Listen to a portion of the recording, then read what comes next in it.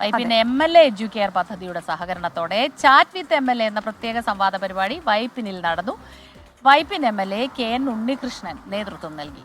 മുഖ്യ അതിഥിയായി മുൻ പൊതുവിദ്യാഭ്യാസ ഡയറക്ടറും കേരള സാഹിത്യ അക്കാദമി അവാർഡ് ജേതാവുമായ KV മോഹൻകുമാറും പങ്കെടുത്തു. റിപ്പോർട്ട് കാണും.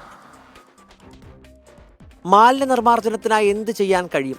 MLA ഉണ്ണികൃഷ്ണനോട് ഉയർന്നു വന്ന ചോദ്യങ്ങളിൽ ഏറ്റവും കൂടുതൽ വന്ന ചോദ്യങ്ങൾ ചോദിക്കുന്നത് വൈപ്പിൻ മണ്ഡലത്തിലെ വിവിധ സ്കൂളുകളിൽ നിന്നുള്ള കുട്ടികൾ.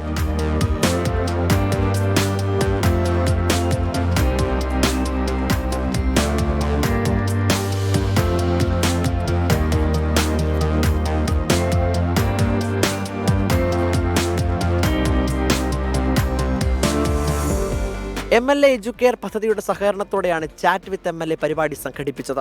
Lower primary, upper primary, high school, higher secondary വിഭാഗങ്ങളിൽ തിരഞ്ഞെടുത്ത വിദ്യാർത്ഥികളാണ് പരിപാടിയിൽ പങ്കെടുത്തത്.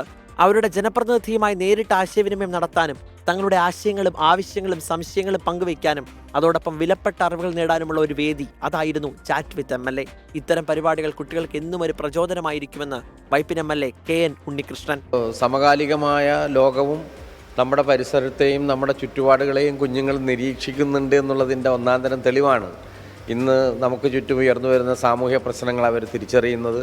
അതിനെ അഭിസംബോധന ചെയ്യേണ്ടതിൻ്റെ ആവശ്യകതകൾ ഈ കുഞ്ഞുങ്ങളുടെ മനസ്സിൽ പോലും രൂപപ്പെടുന്നു എന്നുള്ളതാണ്.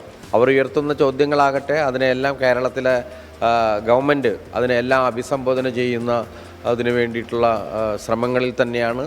കുട്ടികൾ സമൂഹത്തിലെ ഓരോ കാര്യങ്ങളും കൃത്യമായി നിരീക്ഷിക്കുന്നവരാണെന്ന് KV മോഹൻകുമാർ. നമ്മുടെ കുട്ടികളെ കൂടുതൽ ചോദ്യങ്ങൾ ചോദിക്കുന്ന ഒരു തലമുറയായിട്ട് വികസിപ്പിച്ചെടുക്കുക എന്നുള്ളതാണ് നമ്മുടെ വിദ്യാഭ്യാസത്തിൻ്റെ ഏറ്റവും വലിയ ലക്ഷ്യം തന്നെ. അവർ ചോദ്യങ്ങൾ ചോദിക്കണം. കൂടുതൽ ചോദ്യങ്ങൾ ചോദിക്കുകയാണെങ്കിൽ അവർ കൂടുതൽ ജിജ്ഞാസികളായിട്ട് മാറുക. അപ്പോൾ ജിജ്ഞാസികളായിട്ട് മാറുമ്പോൾ തീർച്ചയായിട്ടും അവരുടെ ഉള്ളിൽ ചോദ്യങ്ങൾ ഉണ്ടാവും. പരിപാടിയിൽ പങ്കെടുത്ത മുഴുവൻ വിദ്യാർത്ഥികൾക്കും സർട്ടിഫിക്കറ്റുകൾ വിതരണം ചെയ്തു. ഓച്ചന്തുരുത്ത് സർവീസ് സഹകരണ ബാങ്ക് ഓഡിറ്റോറിയത്തിൽ സംഘടിപ്പിച്ച പരിപാടിയിൽ MLA എഡ്യൂക്കെയർ പദ്ധതിയുടെ നോഡൽ ഓഫീസർ ഡോക്ടർ VS ലാവണ്യ അടക്കം നിരവധി പേർ പങ്കെടുത്തു. 24 കൊച്ചി.